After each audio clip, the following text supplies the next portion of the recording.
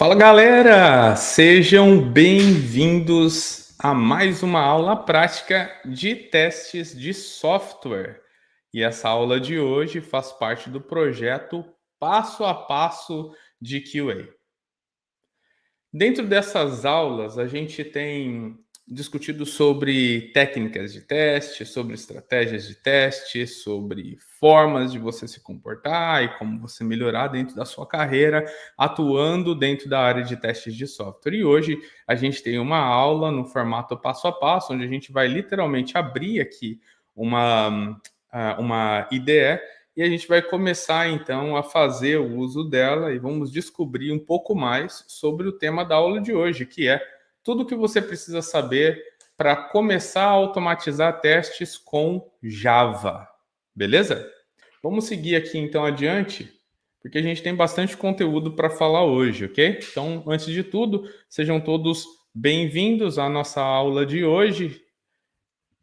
Aqui dentro dessas aulas a gente discute um pouco mais sobre dicas e estratégias da sua jornada para que você possa alavancar a sua carreira e aumentar o seu salário em mais de 30%. Eu sou o Júlio de Lima, especialista em testes de software, sou bacharel em engenharia de software, pós-graduado em docência no ensino superior e também tenho um mestrado em engenharia elétrica e computação com foco em testes em inteligência artificial. E é importante que a gente comece a nossa aula de hoje falando primeiro sobre o que é teste de software, antes da gente avançar sobre os outros temas que vão ser discutidos aqui hoje, né? Então, quando a gente fala sobre testes de software, a gente está falando sobre uma disciplina da engenharia de software. Então, a gente tem a engenharia de software como sendo uma disciplina que cobre uma série de características relacionadas a softwares em si. Estou falando de requisitos, de controle de versão, de manutenção do software, de desenvolvimento do software. São todas características que vão estar, então, englobadas na engenharia de software e também testes de software, como sendo uma das disciplinas da engenharia de software, ok? Então, quando a gente fala disso, a gente está falando implicitamente que a pessoa que atua dentro da área de testes de software é uma pessoa que ela tem, então, as suas bases, os seus fundamentos provenientes da engenharia de software. E isso, inclusive, é algo que acaba por tornar um pouco mais oneroso o caminho de uma pessoa que está querendo aprender sobre testes de software, né? Então, eu tenho vários alunos que são alunos de transição de carreira, por exemplo, e esses alunos acabam por, durante o seu caminho, rumo a se tornarem, né, analistas de testes de software, eles precisam também aprender muitos conceitos relacionados à engenharia de software como um todo, né? Então, isso também aí é algo muito importante que a gente entenda para que vocês saibam que, né, no decorrer da sua carreira em testes, você, né, de uma maneira ou outra, vai acabar se deparando com diversos conceitos relacionados à engenharia de software como um todo, ok? Inclusive, tem muita gente que fala assim, Júlio, qual é, né, um curso que você recomendaria que eu fizesse? Eu recomendo um curso de graduação. Eu diria para vocês que, puxa, se você tiver a oportunidade e grana o suficiente, engenharia de software é um curso maravilhoso, né? O meu bacharel foi em engenharia de software, foi algo que me ajudou bastante, assim, a entender de uma maneira mais abrangente, inclusive o meu papel na área de testes, né? E sobre testes de software, eu tenho um treinamento, que é o programa de testes de qualidade de software, que é o lugar para que você entenda exatamente o que você precisa sobre a área de testes e qualidade de software, né? Então, tem aí essa dica para vocês também. Quando a gente fala, então, sobre testes de software, além de ser uma disciplina, é uma disciplina que tem um objetivo específico. Teste de software busca trazer a oportunidade de avaliar algumas características de qualidade de um software antes que esse software seja entregue para os seus usuários finais.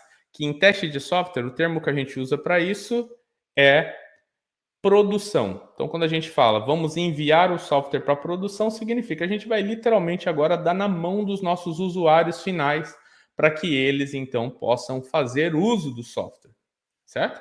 Então, o profissional que trabalha como sendo um analista de testes e qualidade de software é um profissional ou uma profissional que vai, então, trabalhar dentro de um time de desenvolvimento de software, sendo ali a pessoa que vai ajudar, facilitar, compartilhar e até exercitar conceitos relacionados a teste de software para verificar se o software está funcionando de uma maneira satisfatória antes dele seguir em frente e ir para a produção, ok?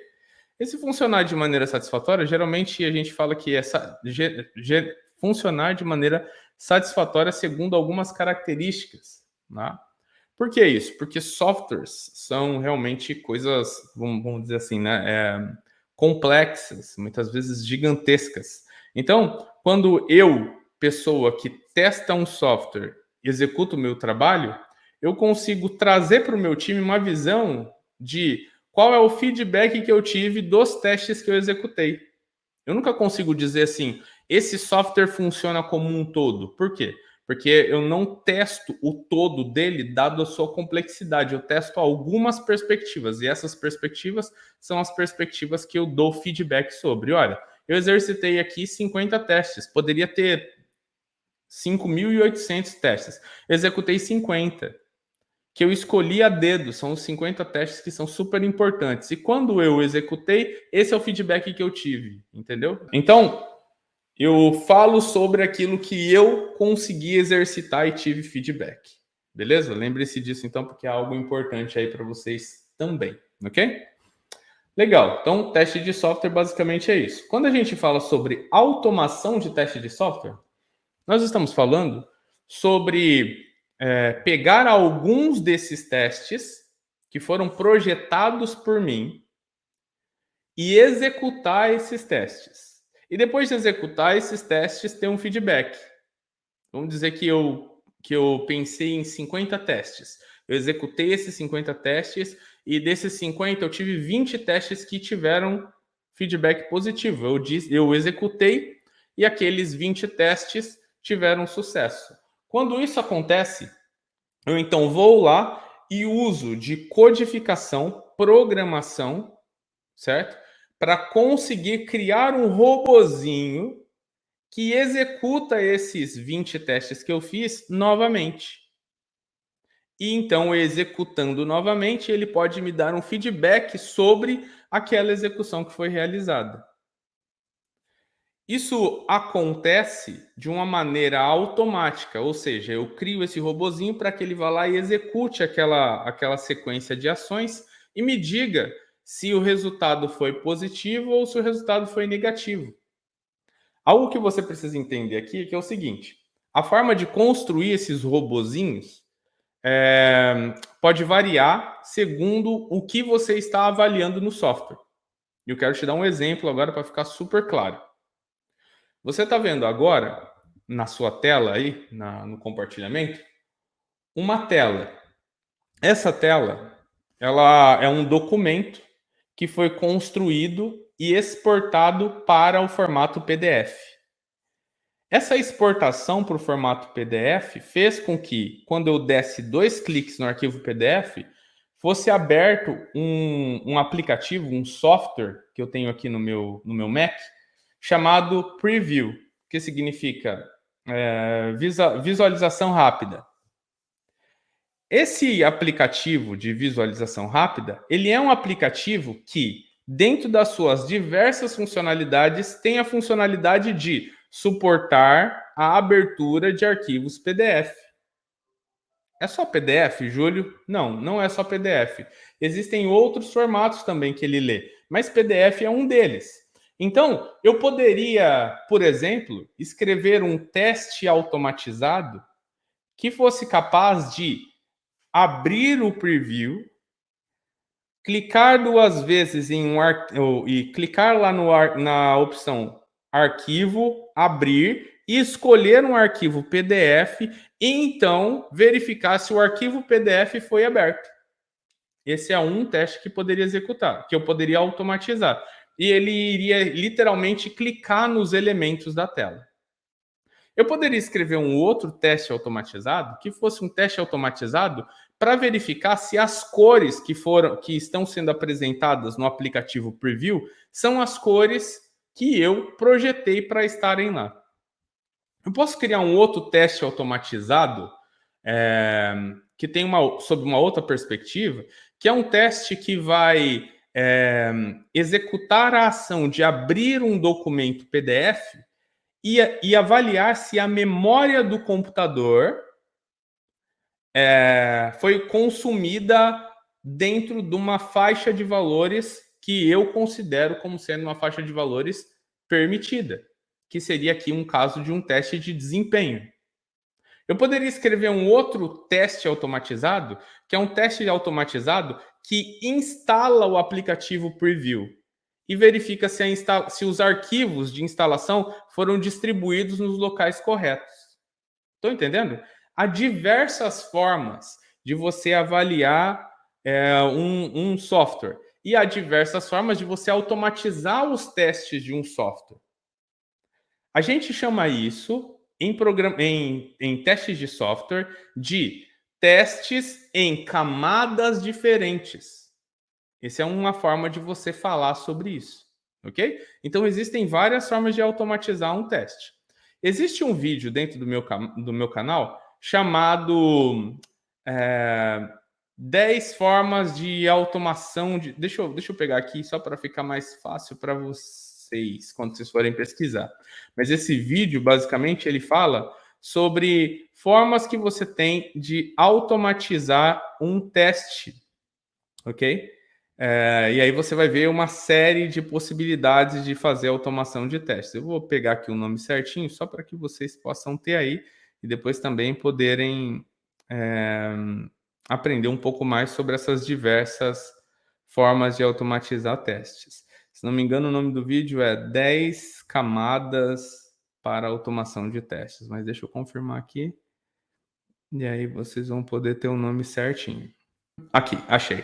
As 10 principais camadas para automatizar testes. Eu vou colocar aí na tela para que vocês também possam ver até o jeitinho da imagem, fica mais fácil, tá bom? Aqui, esse é o vídeo, ó.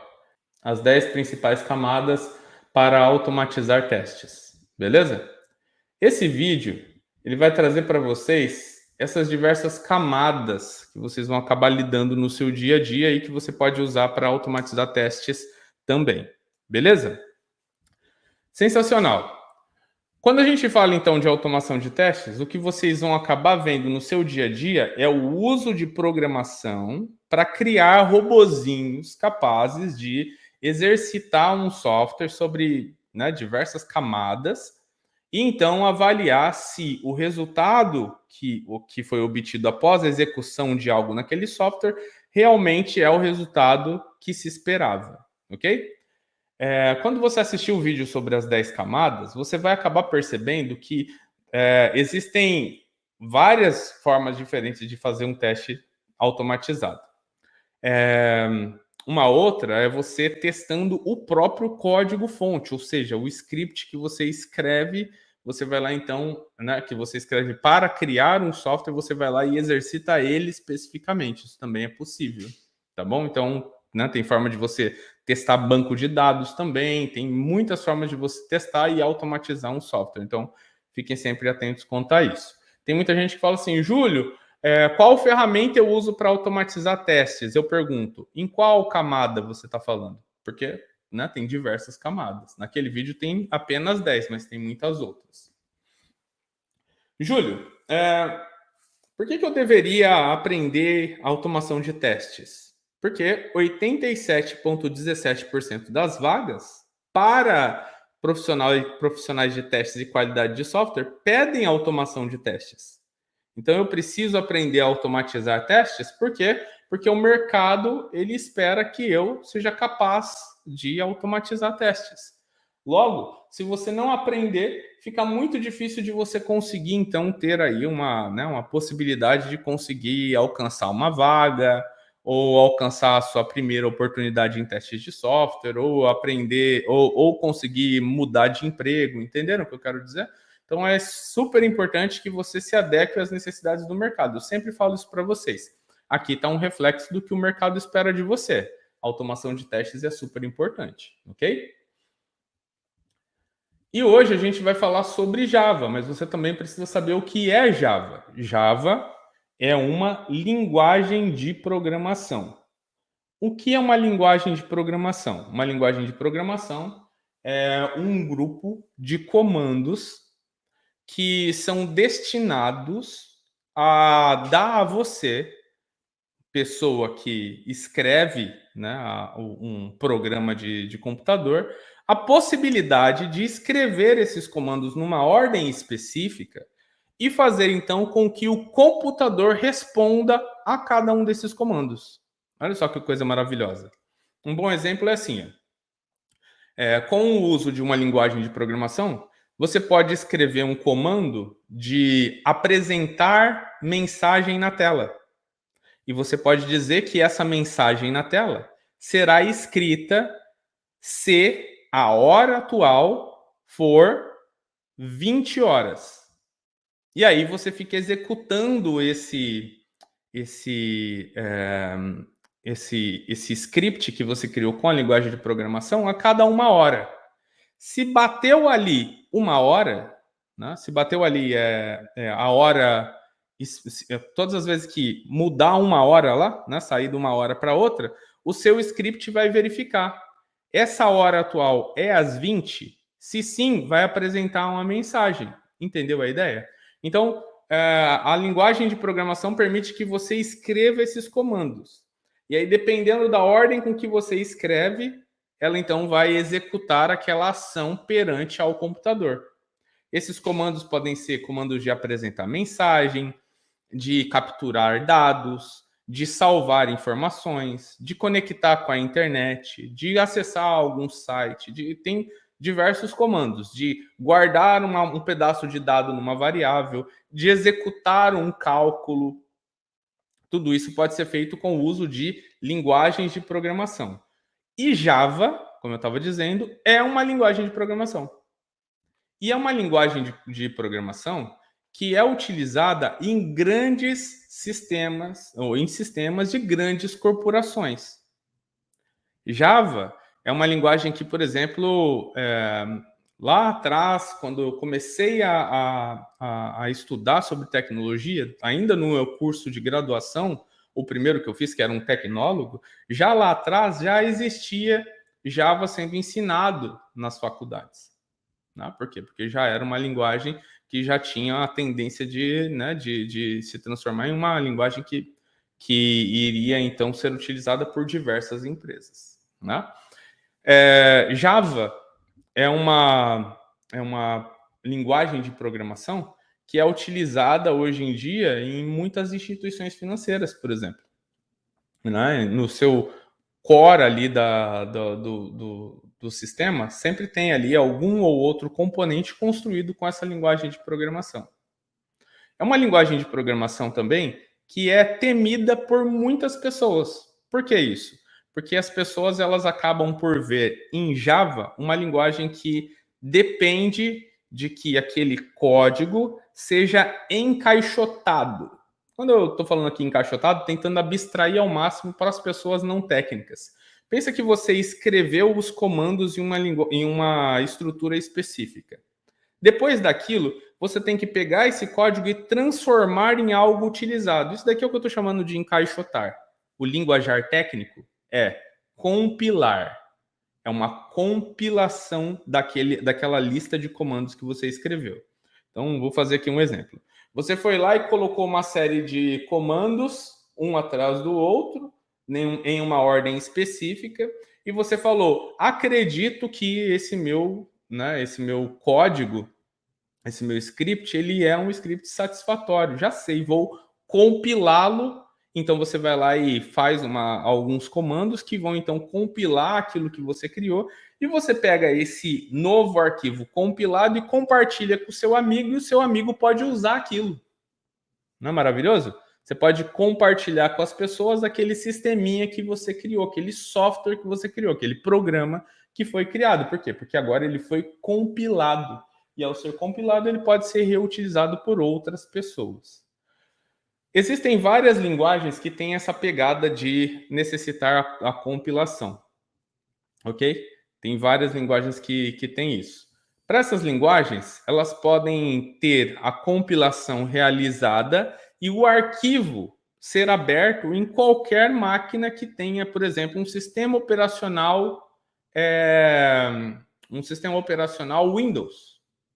Mas o Java, ele tem uma característica em específica, é assim, uma vez que você compilou um programa em Java, para que você possa executá-lo, é necessário que você tenha uma coisinha chamada Java Runtime Execution, ou Java Runtime Environment, desculpa, um ambiente de execução do Java, que é aquela mensagenzinha que aparece para vocês de tempos em tempos, sabe, no seu computador, dizendo assim, você quer atualizar o Java? Na verdade, é o Java Runtime Environment, que é um ambiente para possibilitar a execução de programas em Java. Quando você tem o Java Runtime Environment na sua máquina e você tem um programinha em Java, você consegue executá-lo. Entendeu? Basicamente é isso. Mas tem linguagens que não exigem compilação. Vou dar um exemplo. JavaScript ou PHP. Você não precisa compilar, não tem esse passo de compilação. Você simplesmente precisa de ter o script, que é a lista de comandos que você tem, e você então usa um executor um interpretador desses scripts. Então você tem lá um interpretador que vai ler então esse script que foi criado e você não vai precisar de ter a questão da compilação. Bacana, não é? Então tem esses dois paradigmas, vamos dizer assim, né, de como é que um software pode ser utilizado. Um é o que você tem o compilado e o outro é o que você tem o interpretado, ok? Então, linguagens como JavaScript, Python ou PHP são linguagens que vão, então, rodar nessa pegada de interpretado. Java, C Sharp, .NET, já são outras aí que vão, então, ter essa questão mais voltada ali à compilação. Beleza? Java, como eu estava dizendo, é uma linguagem que é muito temida assim, por muitas pessoas. Por quê?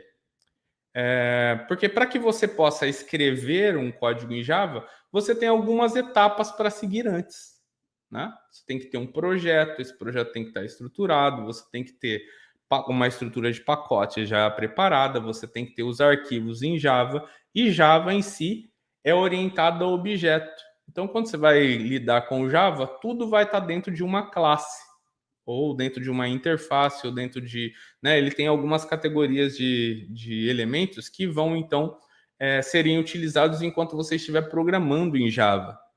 Certo? Entretanto, eu diria para você que a linguagem ela pode ser super fácil para você se você conseguir encontrar um material ou um professor que consiga te explicar isso de uma maneira mais simples, entendeu? Ou se você é autodidata, volto a dizer, se você encontrar um material que é um material que vai te ajudar a conseguir ter uma interpretação simples de como funciona a linguagem. Se isso acontecer, nenhuma dessas pessoas que fala que Java é ruim, que Java sabe, vai atrapalhar a condição que você vai ter de aprender a usar aquela linguagem de programação. Tem muita gente que fala, Júlio, eu gosto muito quando você dá alguma dica sobre livro, né? Então eu tenho uma dica aqui sobre um livro, que é esse livro aqui, ó. Java, que é da série Head First, ok? Em português vai estar como a série quebrando a cabeça ou quebre a cabeça, algo assim. Beleza? Então fica aí mais fácil para você conseguir entender, né, sobre aquela linguagem se você tem um conteúdo que realmente te ajuda. Né? Tem outras discussões também que falam que, puxa, eu prefiro, quando você, pessoa que testa software, sabe que, né, 87,17% das vagas pede que você entenda sobre programação, e às vezes você fala assim, mas eu quero aprender a linguagem mais fácil, tá? Sabe? Tem muito disso. Tem linguagem mais fácil? Quando a gente fala sobre linguagem mais fácil ou linguagem mais difícil, na verdade o que as pessoas estão falando é sobre linguagem que eu vou escrever menos código e linguagens que eu vou escrever mais código, que é o que muita gente chama de verbosidade, né? Isso existe? Existe. Agora, quando eu estou escrevendo um código em Java e eu vou escrever um código em JavaScript, por exemplo, eu, Júlio, considero JavaScript a necessidade de usar menos código em JavaScript. Entretanto, quando eu estou falando de Java, Java já traz algumas coisas que fazem com que o meu código seja melhor, mesmo eu escrevendo menos linhas. Entendem?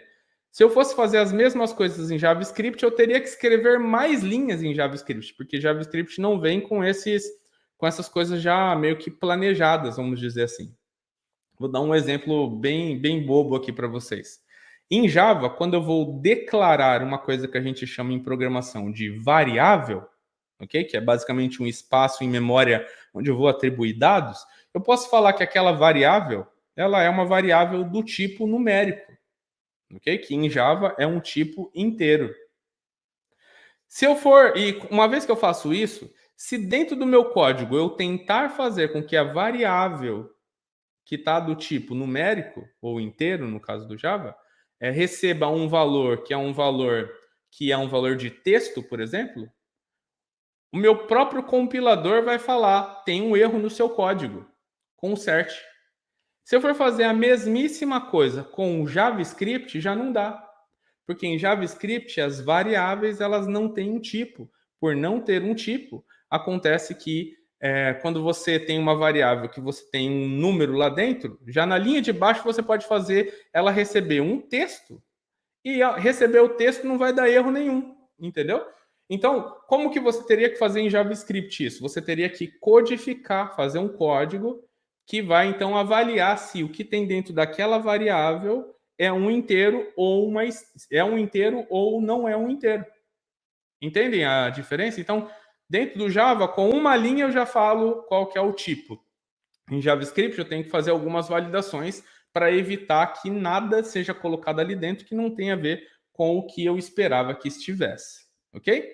Então, sabe, sempre tenha um olhar mais racional da coisa.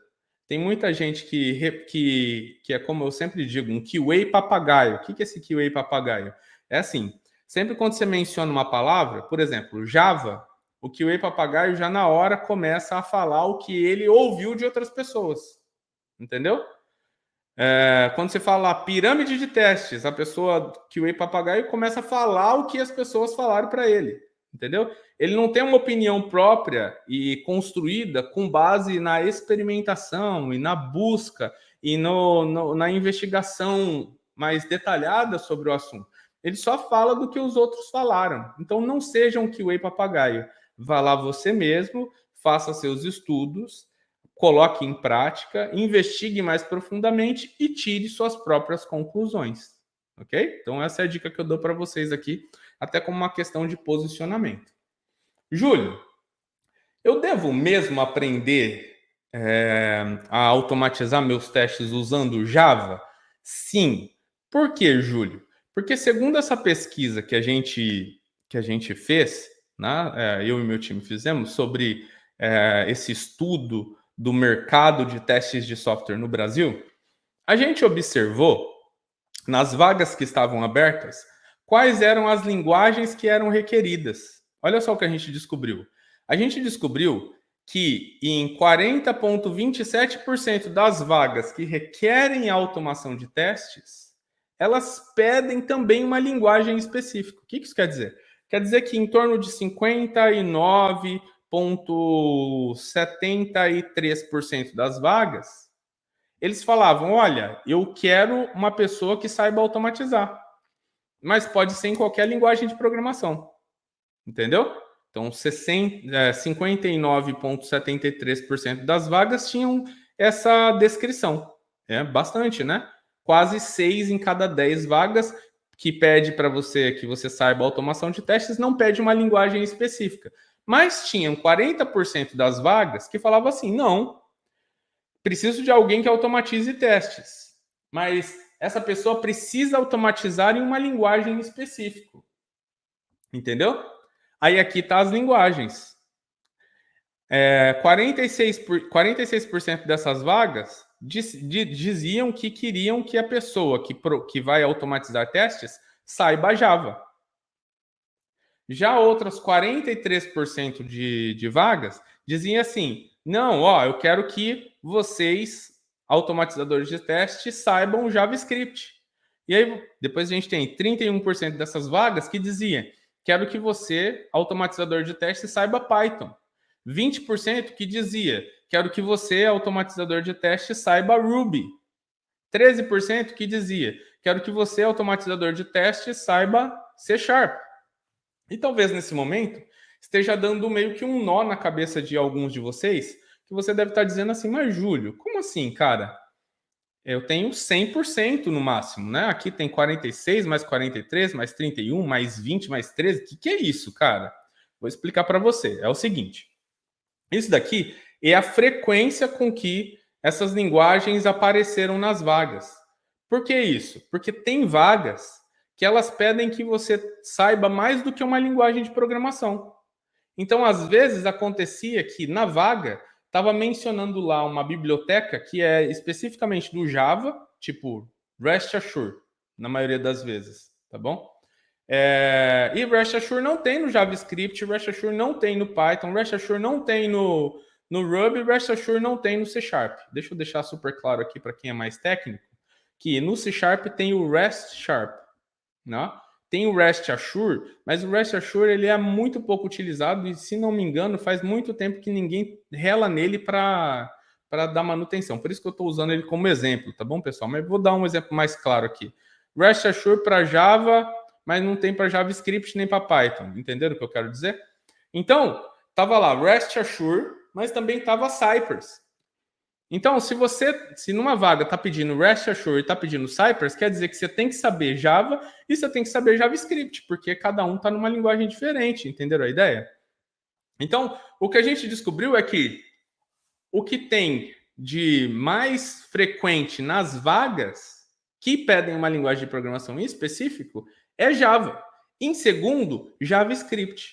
Aí hoje ainda teve uma aluna minha, a Bruna, que ela falou assim, Júlio, desde quando você fez essa pesquisa aí até agora, você acha que alguma coisa mudou?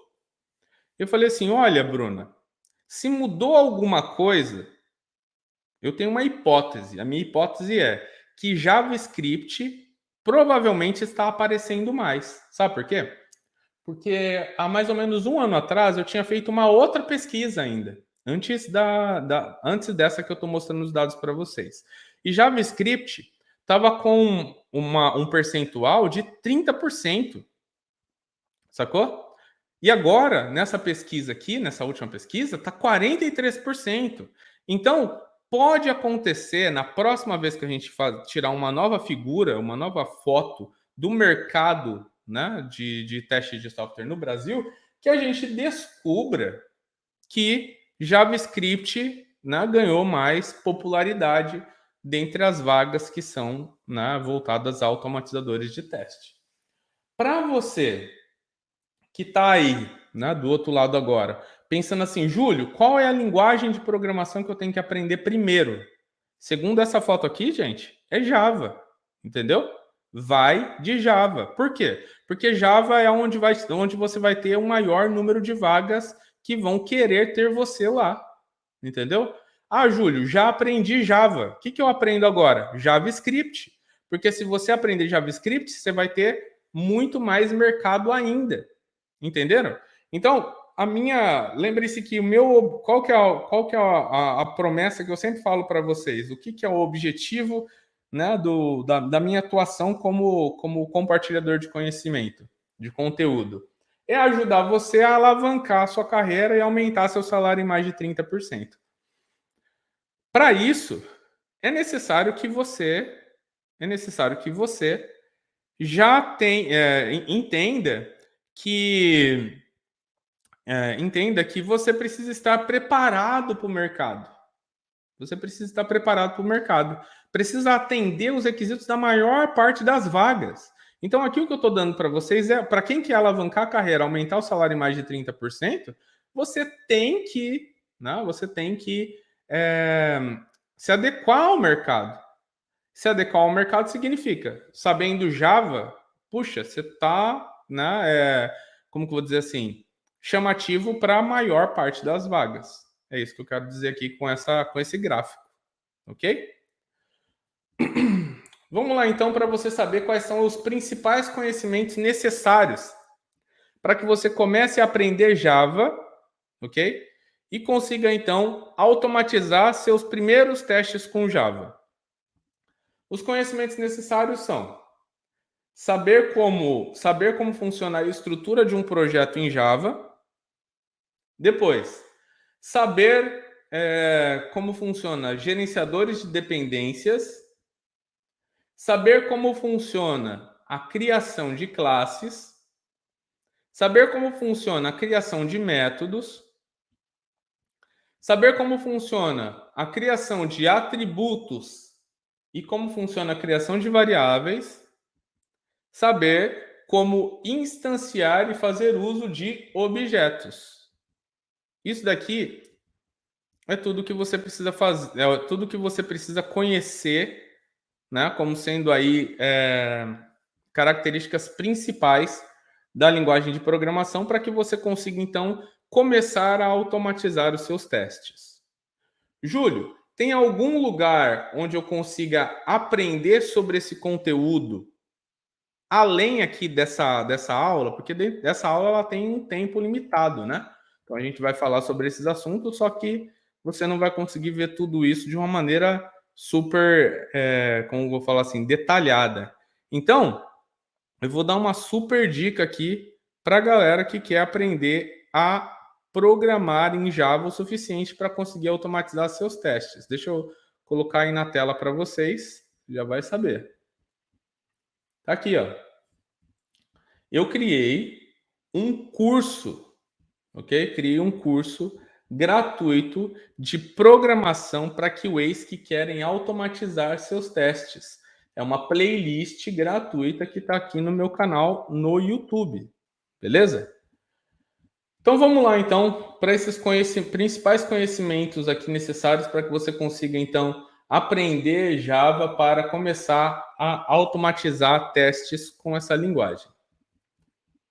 A gente vai só lembrar aqui para vocês antes que você não precisa começar sendo mestre da programação, tá bom? Você pode começar com esses itens aqui e em seguida você começa então a melhorar cada vez mais, né, a forma com que você programa, e isso vai te ajudar a conseguir ir melhorando em programação.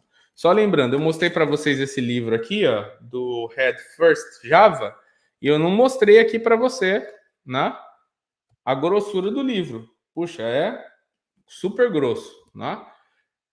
Tem muitas páginas, mais de 700 páginas. Então, tem muito mais do que simplesmente isso que eu estou mostrando aqui para você na tela. O que eu estou dizendo para você é o seguinte: o que você está vendo na tela são itens que, se você conseguir pegar, você já vai começar pelo menos a automatizar os seus primeiros testes, ok? Vamos lá então para a estrutura do projeto. Bem, quando a gente fala sobre começar a programar em Java, a primeira coisa que você vai precisar ter é uma IDE. E existe uma IDE chamada IntelliJ IDEA.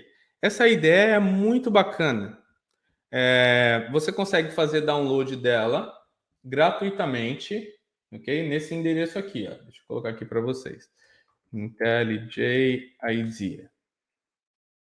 Tem um site chamado JetBrains. Deixa eu aumentar aqui para vocês conseguirem ver. JetBrains.com. E se você pesquisar no Google por IntelliJ IDEA, você já vai conseguir encontrar aí, né, esse resultado. E aqui, quando você clica em Download, você vai ter aqui essa oportunidade de você baixar o IntelliJ IDEA na versão Ultimate ou na versão Community. Então, vou recomendar para vocês que vocês baixem na versão Community. Então, basta clicar aqui em Download, você vai fazer download dessa IDE, que é basicamente o seu ambiente de desenvolvimento de software. Você vai fazer download aqui para que você possa, então, fazer a programação em si, né? Desculpa, galera. Outra coisa que você vai precisar também é o Java JDK. Ok? Também a mesma coisa. Vai lá no Google, ó, digita Java JDK, ok? E aí você vai ver aqui que tem já alguns itens aqui na seção de Java Downloads. Vou clicar aqui Java Downloads. Ele vai me levar diretamente para o site da Oracle. E lá no site da Oracle, eu vou ter aqui, ó, tá vendo, ó? Java SE Development Kit. JDK é Java Development Kit. Então você vai vir aqui no Java Development Kit, vai escolher se o seu sistema operacional é Linux, macOS ou Windows, né? Você seleciona lá qual você quer e faz o download através do link aqui daquela versão de instalação. Então você vai baixar aqui a versão do installer aqui, ok? Então, clica aqui para fazer download. No macOS X, para mim, por exemplo, eu vou fazer download aqui, ó, né, do DMG Installer também, segundo a versão aqui do meu processador. Né? Então, eu posso vir aqui, fazer download e faço a instalação desse JDK. A instalação é super simples, né? Basicamente, é você dar 2 cliques e seguir lá um passo a passo de instalação, que é clicar em próximo, finalizar, ou next, finish, ok? Basicamente é isso a instalação. Do IntelliJ IDEA, a mesma coisa, cara, bem simples, baixa. Aqui, ó, você vai ter a opção de instalar segundo o seu sistema operacional. Como eu estou no meu computador, que é um Mac, ele automaticamente me ofereceu aqui baixar no formato DMG. Mas para quem está no Windows, vai oferecer baixar em EXE. Instalou o JDK, instalou a IDE, você então vai ter a oportunidade de abrir o IntelliJ e vai ter uma tela similar a essa. Às vezes muda, né? Pela questão de você estar com uma versão mais nova, né? Por exemplo, esse vídeo aqui, para quem está assistindo agora, vai ver que eu estou com a versão 2019 2.3, né? Eu posso atualizar para uma versão mais nova agora, e vocês, dependendo em qual momento da nossa vida estiverem assistindo isso, né? Para a posteridade, aí estou falando aqui para vocês, pode ter uma versão mais recente. Mas certo é que lá nessa tela inicial vai ter essa opção aqui de criar new project. Então eu tenho que criar um novo projeto. Deixa eu parar aqui rapidinho só para explicar uma coisa para você. Se você estivesse programando em JavaScript, por exemplo, você nem precisaria disso. Entendeu? Por quê? Porque JavaScript é uma linguagem que você vai usar para criar programas e vai ser interpretado. Você nem vai, quando você vai começar a criar um projeto em JavaScript, você simplesmente cria um arquivo de texto e começa a digitar lá dentro. Não tem muita coisa, igual o Java aqui. Não, o Java você tem que ter um projeto. O projeto tem que ter algumas características. E aí, eu vou dizer aqui para você selecionar a opção Maven, que é a opção que eu estou selecionando aqui agora, Maven. E nesse momento eu não vou te explicar muito sobre Maven. Sabe por quê? Porque nessa nossa listinha aqui, ó, tá vendo que a gente tem um segundo item chamado gerenciador de dependências? A gente vai falar já sobre Maven. Maven é um gerenciador de dependências. Por hora, você precisa saber alguma coisa mais além disso? Não precisa. Só saiba que o seu projeto ele tem que ser criado com base em qual é o gerenciador de dependência que você vai utilizar. Vou usar o Maven aqui, ok? Então, quando eu clico aqui no Maven, eu poderia usar o Gradle também. Gradle é outro. Ou também poderia criar outros projetos, ok? Então, Maven. Aqui do lado direito ele fala, olha, você tem que escolher qual é a SDK que você vai usar. Lembra que a gente instalou o Java SDK? Ou o Java JDK? Pois é, ele é o nosso SDK. Então, quando você instala o Java JDK na sua máquina, automaticamente aqui em cima ele já popula para você com o Java que foi instalado. Às vezes acontece de não ter, daí você tem que clicar aqui em New e escolher aonde está o seu Java JDK dentro do seu computador. Mas na maioria das vezes ele vem sozinho aqui. Nessa tela eu só clico em Next. Nessa tela eu começo a colocar aqui quais são os dados, né, quais são os dados aqui do meu projeto. Então eu vou colocar aqui com uma linguagem e é muito comum, assim, quando a gente está falando de Java, que é você colocar uma espécie de um domínio de um site de uma maneira invertida.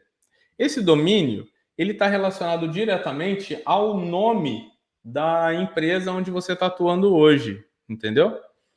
Então, se você não tem uma empresa, coloca lá, por exemplo, br.com.seu nome, sabe? Isso é algo que pode acontecer aqui. Certo é que depois de colocar aqui o caminho do lado inverso, eu vou falar alguma coisa assim, tipo, ó, aula prática. A aula de hoje é 8, né? Essa é a oitava aula, aula prática 8. E aqui no Artifacts ID eu vou colocar aula prática 8, tá vendo? Então, basicamente assim. Então eu vou vir aqui e vou clicar em Next. E aí o IntelliJ vai falar assim, onde você vai salvar esse projeto? E eu tenho que apontar uma pasta dentro do meu computador. Então esse daqui é o endereço de uma pasta que vai estar dentro do meu computador. Fiz isso, clique em Finish. E aí ele vai começar a criar para mim o projeto. Eu vou colocar aqui para você, para o lado, para você poder ver. Legal. Então aqui eu tenho já o meu projeto. Aqui, ó, do lado esquerdo, você vê a aba projeto. Aqui você vê também a árvore do projeto. E se eu clico aqui, ó, eu consigo ver que existe uma árvore de um projeto. E essa árvore do projeto, ela começa aqui com SRC. Depois tem aqui main, onde fica o código. E test, onde fica o código de teste. Entenderam a ideia? Então, esse daqui é o meu formato, né, comum aí do meu projeto. Beleza? Então, a criação do projeto em Java basicamente é isso. Você explica qual que é o formato do seu projeto, né, a gente escolheu o Maven, você escolhe qual é o nome do artefato, você escolhe onde é que vai ser salvo e tá sucesso. Né? Não tem muito mais o que selecionar, ok? Beleza. Isso daqui já cobre para a gente a estrutura do projeto, que é a primeira parte que você precisava saber. Júlio, quero começar a programar em Java. Tem que fazer isso? Tem que fazer isso. É o primeiro passo que você tem que fazer. Ok? Criar a estrutura do projeto. Todos os arquivos que você for construir vão ficar. Todos os arquivos que você for construir escrevendo em Java vão ficar ou nessa pastinha Java ou nessa pastinha Java aqui de baixo. Se for programação relacionada a código da aplicação, vai ficar aqui em Java. Se for código relacionado a teste, vai ficar aqui em teste. Basicamente é isso. Tá bom? Então, tá aqui para você, né, essas duas informações. Tudo que você abre aqui do lado esquerdo, do lado direito no IntelliJ, abre aqui para você como sendo um arquivinho, uma abinha. Então aqui, ó, tem nesse momento um arquivo chamado pom.xml aberto. Aqui também, ó. Esse arquivo aqui que está aberto aqui desse outro lado. Ok? Beleza. Vamos agora falar sobre o gerenciador de dependências. O que é o gerenciador de dependências? O gerenciador de dependências é um arquivo, ou melhor, é uma ferramenta, ok? Que vai ler de um arquivo quais são os superpoderes que você quer dar ou que você quer usar dentro do seu projeto, né?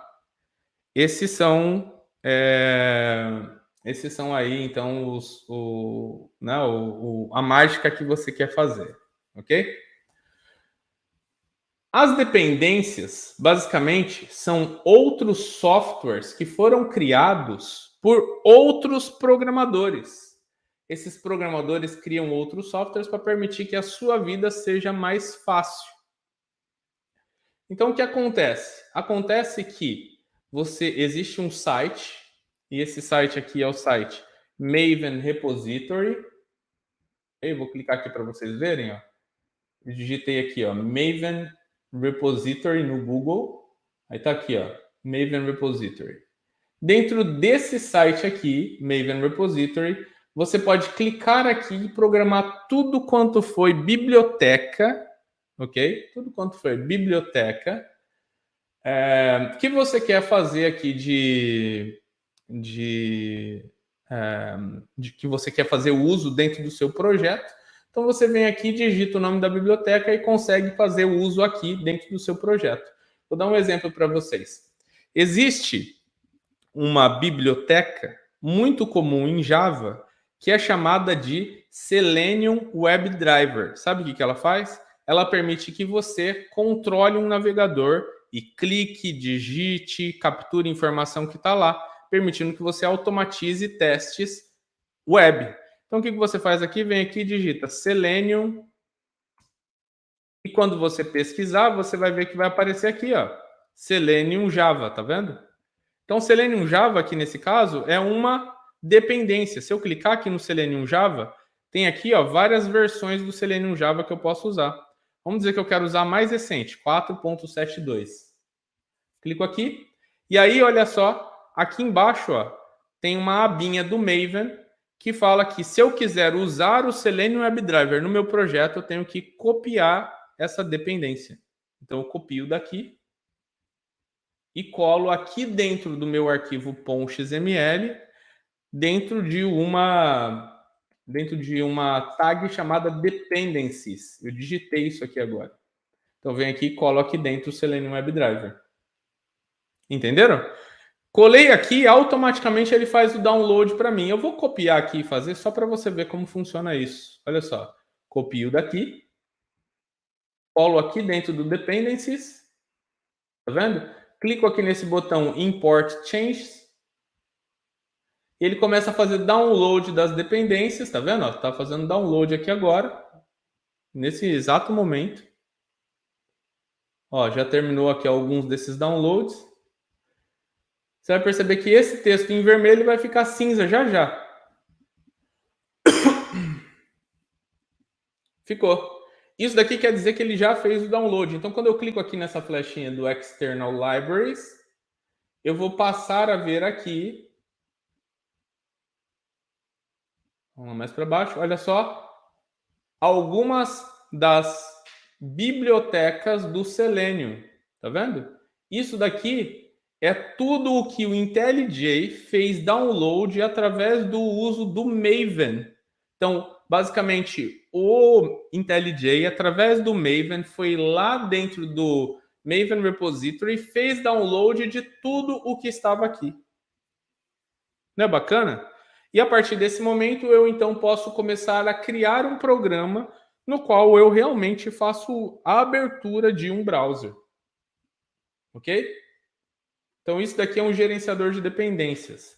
Você precisa muito conhecer isso e saber esse passo a passo que eu acabei de falar aqui para você, para que você possa usar as dependências existentes. Ó, uma outra dependência que talvez você queira usar é chamada de JUnit. Vou voltar aqui, eu acabei saindo. JUnit também é uma dependência que é bastante utilizada, certo? Então, se eu venho aqui em JUnit Jupyter, por exemplo, e pego aqui ó, o JUnit Jupyter, por exemplo, esse daqui da API, eu consigo vir aqui e pegar uma versão, copio daqui a dependência, ó, tá vendo? Volto lá no meu código, venho aqui embaixo da última dependency, colo, clico lá no botão Import Changes.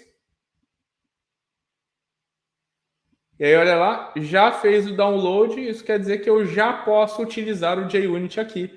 Entenderam? Então, o seu projeto é composto de uma série de dependências. Essas dependências dão a você superpoderes. Nesse momento, eu já posso, então, aqui, fazer a automação dos meus testes para a web. Aí eu venho aqui e falo assim, não, eu também quero automatizar testes, ok? Para mobile, ou seja, quero controlar o meu Android para que ele faça alguma ação. Eu venho aqui e digito Appium. Appium, ok? Deixa eu ver aqui onde ele está, porque tem várias outras coisas aqui na frente. Vamos ver. Deixa eu colocar assim, appium.io.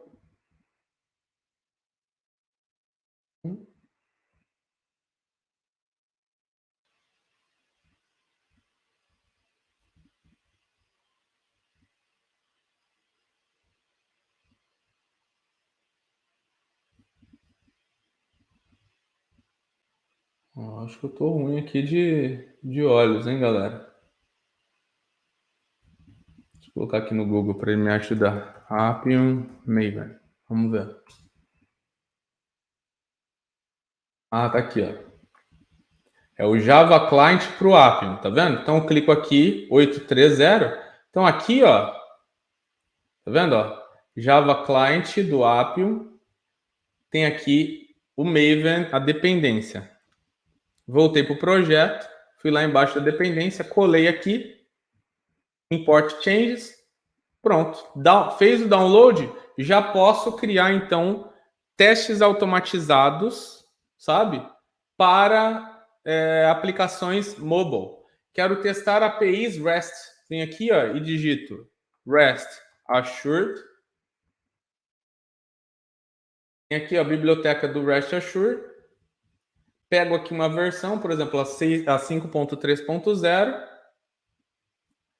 Clico aqui, ó, copio a dependência, volto no meu projeto, colo aqui, mesmo esquema, import changes. Já posso, nesse projeto, automatizar testes para API REST, ok? Então, essa parte aqui do gerenciador de dependências, que eu queria mostrar para vocês, era isso. Você começa a importar todas as dependências que você precisa. Não é maravilhoso isso? Vou contar aqui uma história para você de uma pessoa mais antiga. Lá no começo, quando eu comecei a automatizar testes, não existia ainda, ou pelo menos ainda não estava, sabe, na nossa,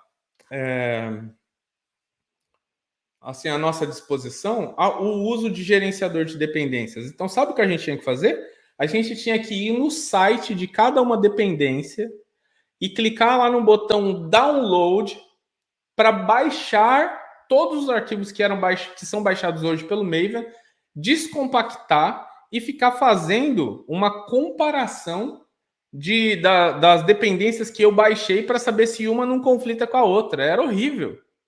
Hoje em dia, tem esse milagre aqui da computação, que é o gerenciador de dependências, que faz isso para você automaticamente. Não é interessante? Outra coisa bacana é assim, ó, a versão da biblioteca importa muito, tá aqui 5.3.0. Se você altera essa versão para 5.4, pode ser que o seu código já não funcione mais, entendeu? Então você pode controlar a versão aqui como sendo as versões que você quer usar. Muito legal, né? Gerenciamento de dependências. Vamos agora para classes, porque isso daqui você também vai precisar usar dentro do seu dia a dia, tá bom? Então vou vir aqui e vou criar pela primeira vez aqui, para vocês, uma classe em Java, para que a gente possa aprender como funciona. Só que para que você possa criar uma classe, tem uma boa prática aqui também, que é você ter um pacote, ok? Então, como faz para você criar um pacote? Um pacote, pensa num pacote como sendo um agrupamento de coisas, tá bom? Então, vou vir aqui em Java, vou clicar com o botão direito, vou escolher aqui a opção New, vou escolher aqui a opção Package, ok? Então, clico com o botão direito em Java de teste, New Package. Cliquei. E eu vou digitar aqui assim, ó, br.com.juliodelima.aula prática 8, ok? Só para manter ali o mesmo padrão do que a gente colocou como sendo o pacote inicial. Beleza? Tá aqui. Aí agora aqui, eu vou clicar com o botão direito e vou escolher a opção New Java Class, ok? Estou começando a criar uma classe em Java. O que é uma classe em Java? Só para ficar claro para vocês. Uma classe em Java é uma estrutura que pode ser utilizada para construir um objeto. Nesse momento, pessoal, para as pessoas que, cara, nunca tiveram contato com uma aula de fundamentação em programação, você vai ter dificuldade em entender o que é uma classe. Por quê? Porque é um conceito um tanto abstrato no começo, entendeu? Mas pensa numa classe como sendo a descrição técnica de algo que depois será utilizado. Um paralelo aqui que eu poderia fazer para vocês, pessoas não técnicas entenderem, é o seguinte: sabe um engenheiro civil? O que ele faz antes de construir a casa? Ele constrói uma planta da casa. E lá ele coloca quais são os atributos da casa. Se é uma casa grande, se é uma casa pequena, se é um apartamento, ou se é uma casa, ou se é uma fazenda. Tem, né, dentro daquela planta alguns atributos que vão descrever aquela casa. Então, aqui, nesse caso, uma classe seria similar a isso quando a gente fala de uma linguagem não técnica, tá bom? Mas aqui para a gente vai criar uma classe onde a gente vai descrever os nossos testes, certo? É assim que funcionaria, não é? Hoje a gente não vai ver teste automatizado, a gente está falando de Java hoje, ok? Entretanto, a gente já vai começar aqui com o Java utilizando uma classe aqui que a gente vai chamar de uma classe de testes, ok? Então, o que a gente faria aqui? A gente colocaria um nome para essa classe. Vamos chamar aqui vamos dizer aqui que eu chame ela de, vamos colocar assim, de calculadora testes, ok? Vamos colocar assim. Quando a gente está falando sobre programação em Java especificamente, tá? Vão ter diversas boas práticas que você precisa seguir, muitas boas práticas, ok? Boas práticas quanto à nomenclatura de pacotes, boas práticas como a nomenclatura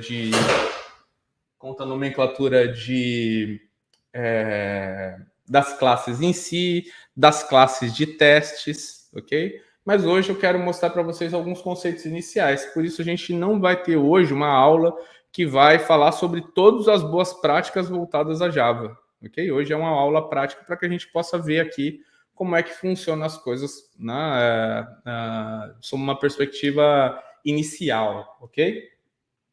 Então pensa assim, ó, que em Java, quando você vai criar uma classe, existe um comando em específico.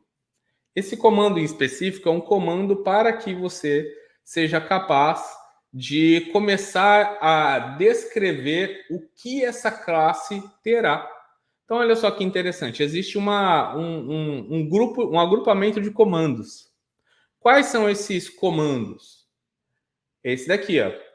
Public, class, calculadora testes, que é o nome da classe, abre chave, fecha chave. Ok? Isso daqui é o que a gente chama em Java de uma classe. Júlio, o que acontece se eu tirar class daqui? Dá erro. Júlio, o que acontece se eu colocar class com o C maiúsculo? Dá erro. O que acontece, Júlio, se eu apagar esse chave? Dá erro. Estão entendendo? Por que isso? Porque quando você está criando uma classe, você tem que seguir aquele modelo padrão, ok? E em Java, a gente tem uma coisa chamada case sensitive. O que significa case sensitive? Significa que se você tem uma palavra para escrever e essa palavra ela é minúscula, você tem que escrever ela toda em minúsculo. Você não pode mudar esse rolê, entendeu?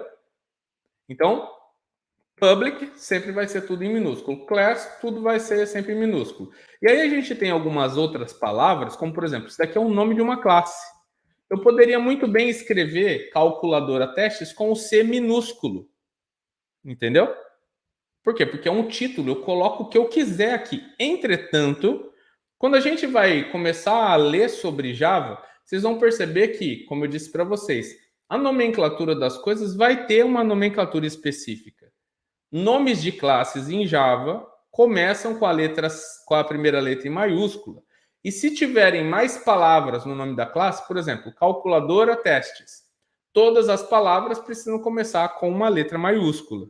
Isso é uma recomendação. Entenderam a ideia? Mas, se você quer falar sobre uma classe, você tem, então, que usar esse grupo de comandos. Outra coisa interessante é assim, isso daqui é um arquivo de texto, certo? Só que como eu estou abrindo esse arquivo de texto no IntelliJ, ele fica com umas coresinhas bonitinhas, para eu, Júlio, programador, saber exatamente do que se trata. Ó, isso daqui é um pacote. Por isso que está com o nome laranjado. É uma palavra-chave do Java. E aqui na frente está em cinza, porque isso é um valor, ou é um caminho a ser informado. Então, isso daqui quer dizer que essa classe calculadora testes pertence ou está debaixo do package aula prática. E se você for olhar aqui, ó, a calculadora testes está embaixo do pacote aula prática. Entenderam a ideia? Então, cada arquivo tem uma série de características. Agora você acabou de descobrir que o arquivo .java, ele tem um pacote a qual ele pertence e ele tem lá, né, um public class, ele pode ter um public class Java dentro dele. Ok? Beleza. Júlio, só isso daqui, faz alguma coisa? Não. Isso daqui sozinho não faz nada. Por quê? Porque é apenas uma classe. Essa classe, ela ainda não foi utilizada. Ok? Ela ainda não foi utilizada. Como ela ainda não foi utilizada, ela ainda não faz nada.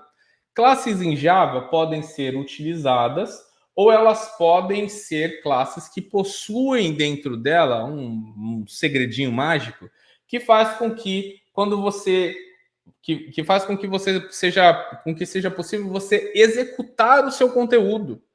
E é isso que a gente vai descobrir daqui a pouco. Como que a gente cria uma classe que dentro dela já tem um pedaço de código que pode ser executado. Ok? Deixa eu voltar aqui e fazer um paralelo com quem está aprendendo JavaScript ou quem está aprendendo Python, por exemplo. A pessoa que está aprendendo JavaScript ou Python hoje em dia, olha para isso daqui e fala, mas Júlio, até agora você não conseguiu executar ainda o programa? Não, porque em Java a gente tem um outro rolê. Se fosse em Python, em JavaScript, que eu estivesse dando essa aula, já nos primeiros 10 minutos a gente já teria executado uma primeira linha de código, entendeu? No Java já é mais demorado para você chegar até lá, mas se acalma, porque a gente está quase chegando. Classes podem ter atributos e métodos. E esse é o nosso próximo item aqui dentro da nossa aula de hoje. Métodos são como gatilhos, pedaços de código que podem ser executados segundo uma determinada condição. Eu quero mostrar para vocês agora a construção de um método, ok? Um método precisa ter um negócio em Java chamado modificador, ok?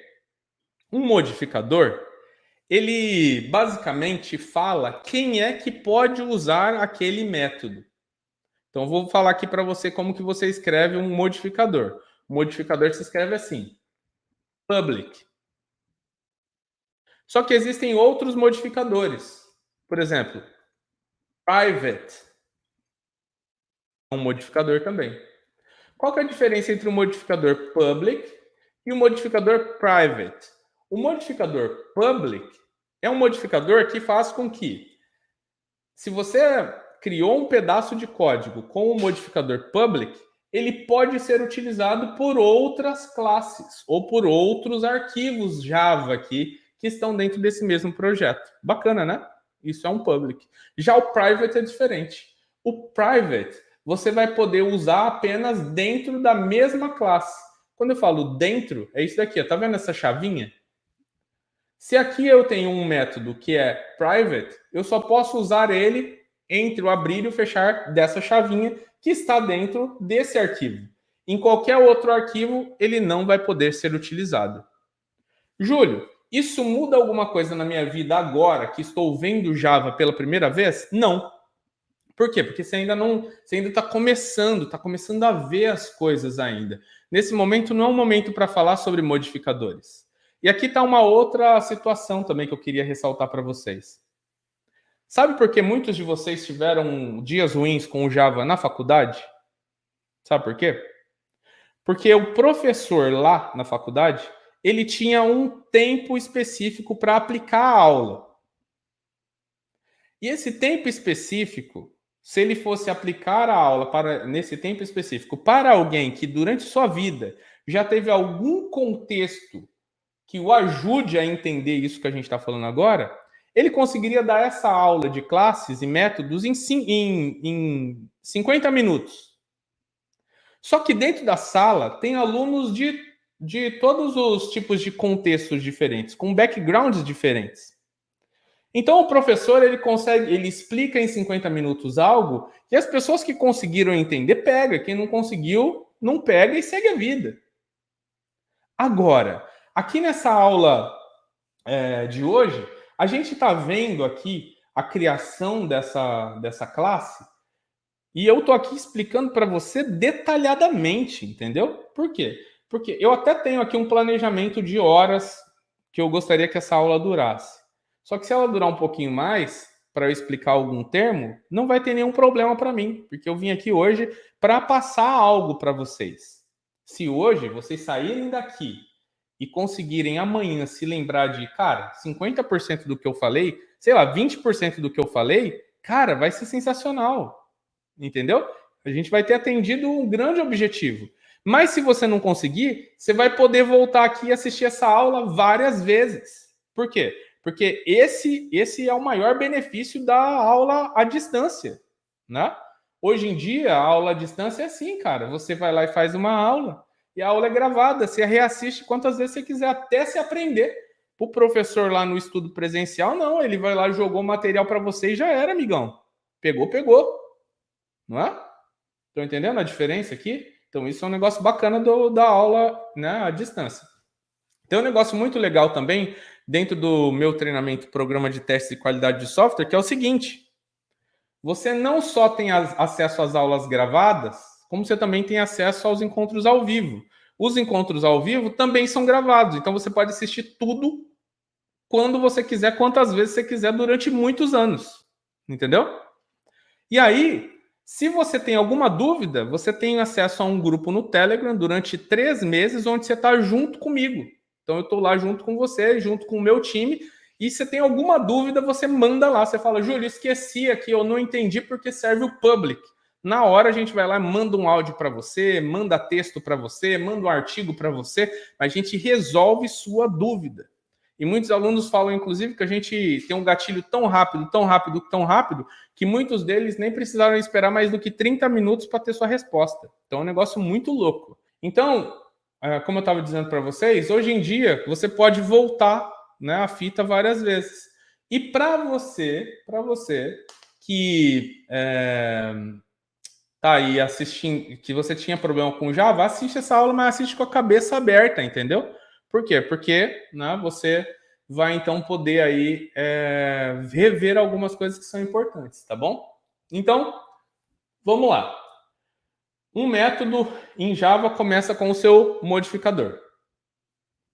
Depois, você tem a possibilidade ou não de usar esse comando aqui, ó, static, que é para dizer que esse método pode ser utilizado ao chamar diretamente a classe sem precisar criar um objeto.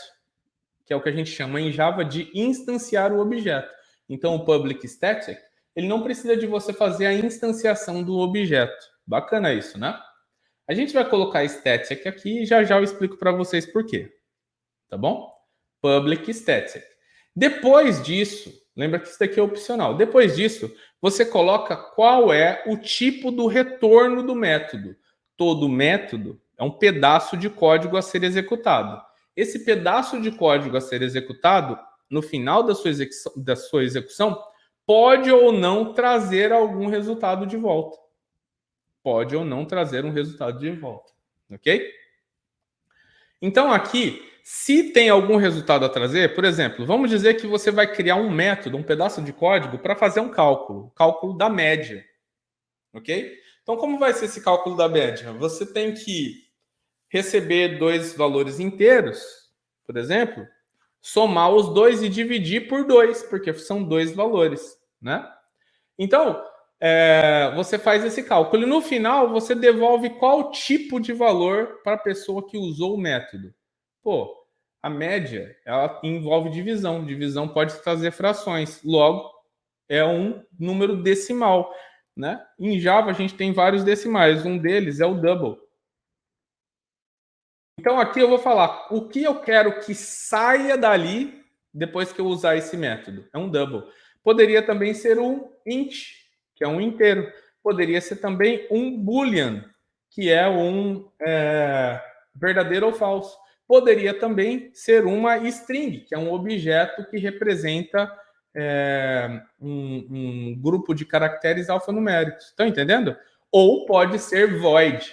Void significa assim: não vou retornar nada. Quem chamar o método vai ficar sem resposta. Alguma coisa até pode acontecer, mas vai ficar sem resposta. Entenderam a ideia? Então isso é void. Vou voltar aqui para vocês, tá? Porque a ordem dos fatores importa. Public, modificador. Static, se eu vou ou não precisar instanciar algo. Void, qual é o tipo do retorno? Então eu tenho que colocar essas coisas aqui. E depois que você colocou tudo isso, você então fala qual vai ser o nome do método, ok? O nome do método é algo que você vai dar aqui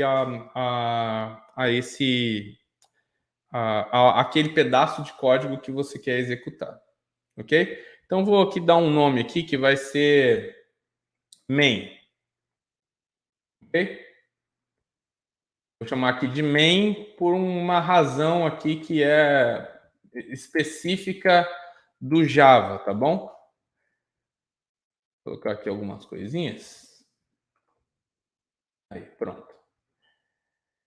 Public static void main. O nome do método pode ser qualquer nome. Eu poderia chamar isso daqui de método chamado Johnny, método chamado Valéria, tá vendo?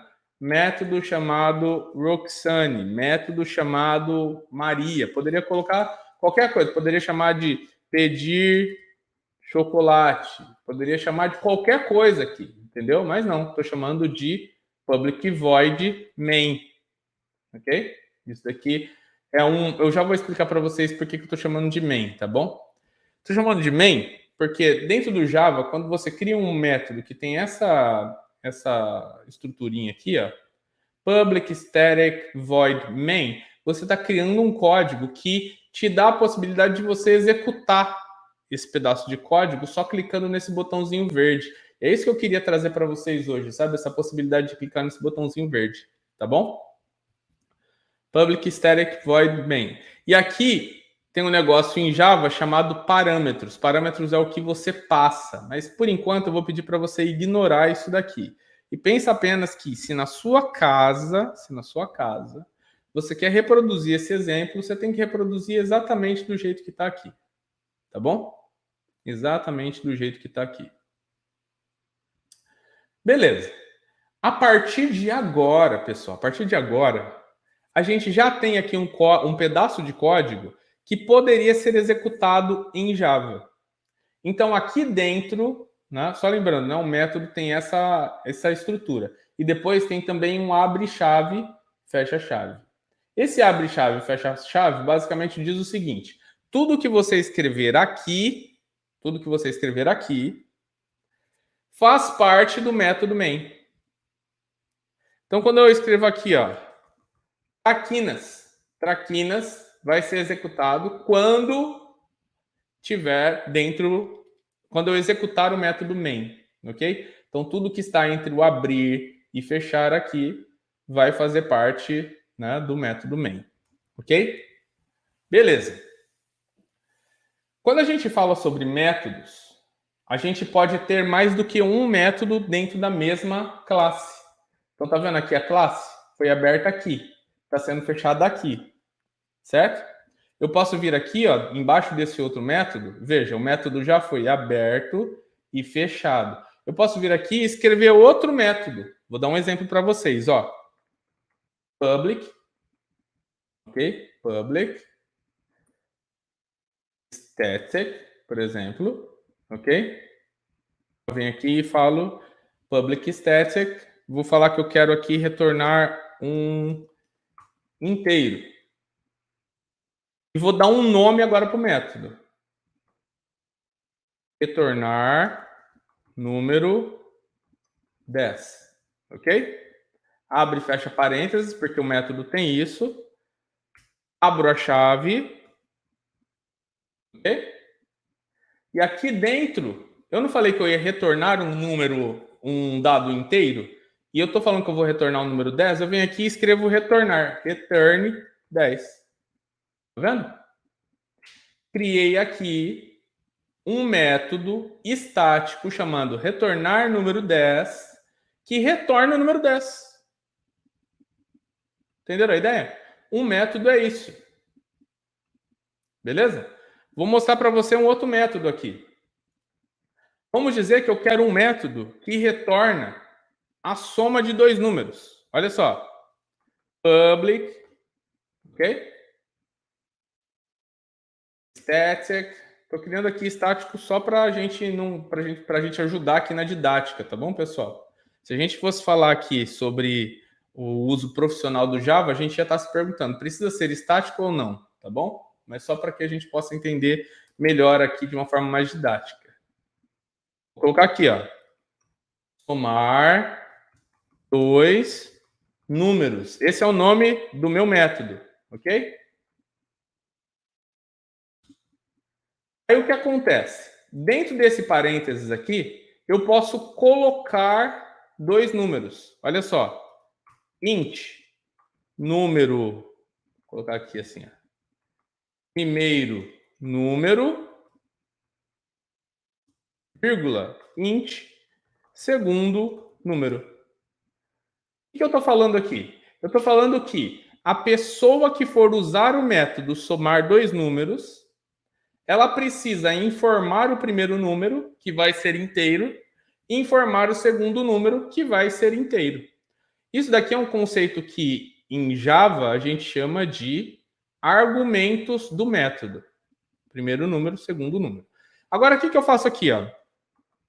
Eu quero somar dois números. O que eu tenho que retornar aqui? Eu tenho que retornar o primeiro número mais o segundo número. E vou colocar um ponto e vírgula no final. Entenderam o que é um método? Um método, basicamente, é um grupinho de comandos que eu uso para realizar uma ação.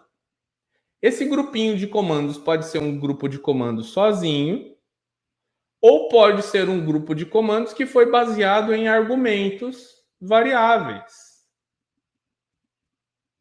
Gostaram? Bem tranquilo, né? Júlio, nesse momento aqui, a gente já evoluiu bastante aqui nessa questão de código, né? A gente evoluiu bastante nessa questão de código. Me fala uma coisa, Júlio. Se você tivesse que me dizer algo aqui, nesse momento, cara, que seria gravado para mim, para minha vida, o que você me falaria? Eu te falaria o seguinte.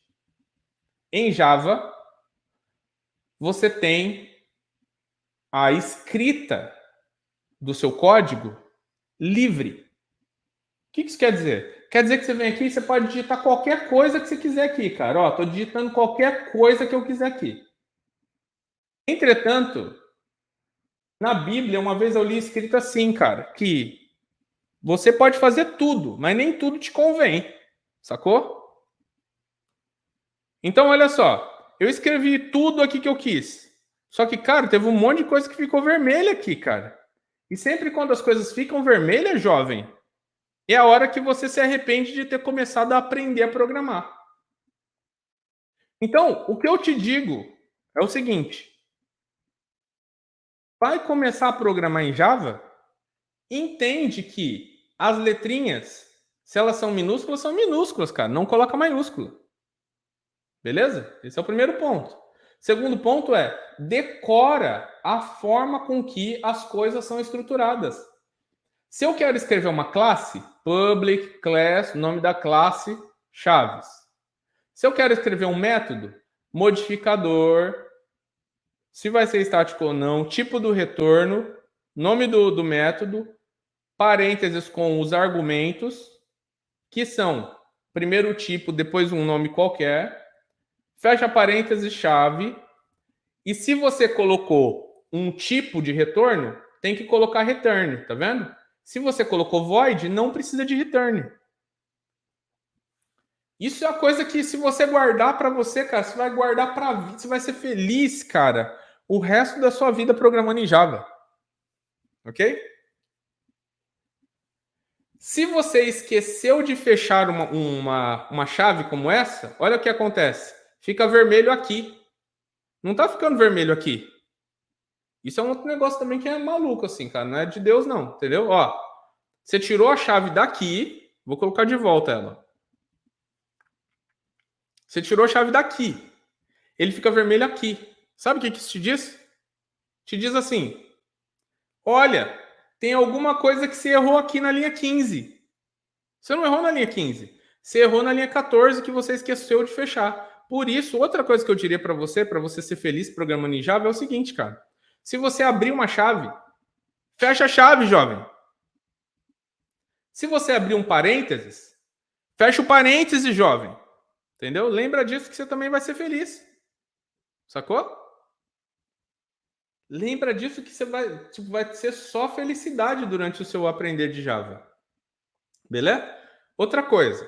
Comandos em Java que não são métodos ou classes, por exemplo, né, tem outros comandos também que vai ter isso, mas por enquanto, pelo que a gente está aprendendo aqui, se não é classe ou método, tem que ter um ponto e vírgula no final. Não tem ponto e vírgula. Olha que beleza. Aí ficou vermelho aqui. Tá vendo? Né? Então tem algumas coisas que às vezes até acontece aí de bondade mesmo. Né? Ponto e vírgula faltou, já ficou vermelhinho aí para você. Agora, ó, por exemplo, sabe essa regra que eu falei para vocês? Que o método que é void não tem return. Mas o método que é qualquer coisa que não é void tem que ter return. Então, ó, se você apaga o return aqui, tá vermelho. Você fala, eita caramba, por que tá vermelho isso aqui? Não sei por que tá vermelho. Aí você fala, não, cara, eu sei sim. Tá vermelho porque o Júlio me explicou na live lá de ontem que, cara, void não precisa de return, mas qualquer coisa diferente de void precisa de return. Vou colocar return aqui. Aí lá no fundinho da sua mente vai aparecer eu falando assim, parabéns. Batendo palma. Meus parabéns. Entenderam a ideia? Por quê? Porque em Java você precisa decorar como é que as coisas funcionam. Tem regras que você precisa seguir, entendeu? Então, basicamente, é aí que as pessoas se enroscam. E é o que acontece. É um negócio bem triste mesmo, que é quando você esquece alguma coisa, por exemplo, puxa, cara, esqueci de fechar a chave aqui. Apareceu um erro vermelho aqui embaixo. E você não consegue resolver esse problema, você fica triste, cara. Você fala, putz, que droga, cara. Queria tanto aprender a programar, o mercado está precisando, mas eu não consigo programar. Por quê? Porque você lida com os erros lá, os vermelhinhos, entendeu? E aí você não consegue resolver, você fica triste. Volto a dizer, por isso que os alunos do programa, eles gostam muito do programa. Por quê? Porque no programa, se você tá lá, sei lá, cara, 10 da noite, tá lá assistindo o treinamento, né? Que é gravado. E aí você fala, encontrei um problema.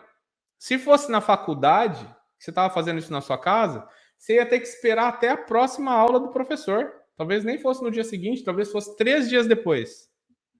No programa, não, cara. Você está lá assistindo uma aula 10 da noite. Você encontrou um erro no seu código, você tira o print da tela, joga no grupo do Telegram, tá lá eu junto com a minha equipe e outros vários alunos que adoram ajudar o próximo para ajudar você a resolver aquele erro vermelho. Entendeu? Então, tipo, cara, é outro rolê, assim, justamente por isso, porque você tem essa ajuda, esse acompanhamento, entendeu? Isso é sensacional. Então, uma palavra errada pode causar vários transtornos aqui, tá bom? Mas isso daqui é um método.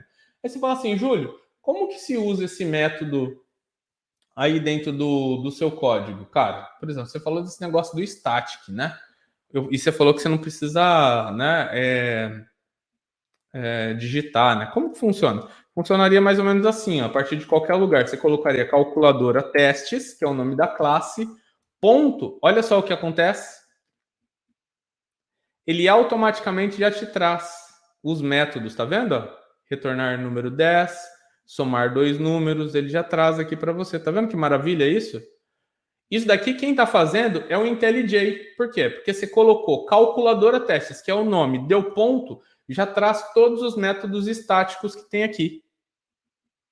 Aí você vem aqui e fala, cara, eu quero retornar o número 10. Tem aqui o seu método de retornar o número 10. Dou 2 cliques aqui, ponto. Olha lá, já trouxe retornar o número 10. Ah, não, quero usar o outro método agora, que é o método que eu construí de somar 2 números. 2 cliques aqui, tá lá o método somar 2 números. Entendeu? Ele está vermelho, por quê? Porque você tem que passar 2 números. Vou dar um exemplo, 5 e 6. Tá vendo? Aí não está mais vermelho. Mas o IntelliJ, ele te ajuda nisso. Entendeu? Bacana demais, né? Em Java aqui, ó, você tem também essa questão de que, né, os métodos que fazem parte de uma classe, sejam eles públicos ou privados, você pode vir aqui e chamá-los, ó, por exemplo, retornar número 10. Só de digitar re, ele já traz para você. Isso é maravilhoso, entendeu? Por quê? Porque te poupa muito tempo como programador e também te ajuda a entender exatamente o que você tem à sua disposição. Ok? Para que você agora possa ver código em execução, eu vou fazer uma coisa aqui, ok? Que no IntelliJ IDEA você pode fazer e que te poupa um bom tempo, que é assim, quero apresentar alguma coisa na tela, quero mostrar uma mensagem na tela. O que você faz no IntelliJ IDEA? Digita SOUT, S-O-U-T, tá vendo? SOUT, deixa eu colocar aqui para você, ó. SOUT. Fez isso? Dá um Enter. Olha o que ele fez? Ele digitou aqui para mim esse comando, ó. System.out.println. Esse comando é um comando para escrever algo no terminal, no log aqui para você, ó. Vou fazer de novo para você entender aqui como que é no IntelliJ, ó. Solt, Enter, apareceu já para você. Se eu tivesse que digitar isso daqui na mão, seria assim, ó. System, eu digitaria ponto. Aí eu venho aqui e escolho Alt, Enter, ponto. Println, Enter. Tá vendo? Mas quando eu digito Solt no IntelliJ, ele digita isso para mim.